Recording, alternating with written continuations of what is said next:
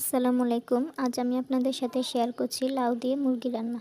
মুরগিগুলো ভালোভাবে ধুয়ে নিয়েছি। ১ চামচ লবণ, ১ চামচ হলুদের গুঁড়া দিয়ে ভালোভাবে মিশিয়ে নিব।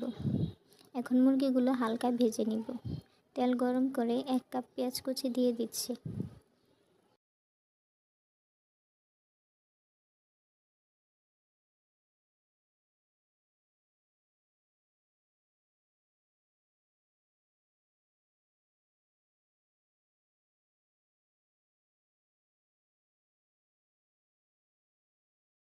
এখন দিচ্ছি একটা তেজপাতা, দারচিনি, এলাচি। এগুলো ভালোভাবে ভেজে নিব।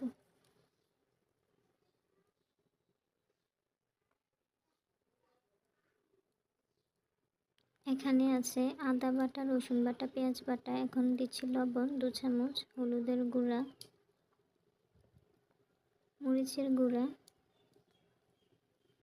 ধনিয়ার গুঁড়া, গরম মশলার গুঁড়া। পেঁয়াজের মধ্যে সব মশলা একসাথে দিয়ে দিব। সব কিছু ভালোভাবে নেড়েচেড়ে মিশিয়ে কিছুক্ষণ ভেজে নিব।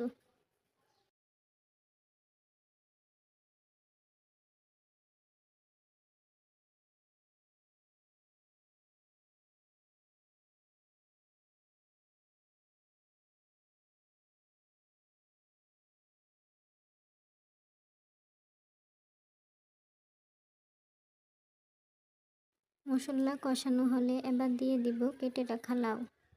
সব কিছু আবারও ভালোভাবে মিশিয়ে নিব লাউয়ের সাথে।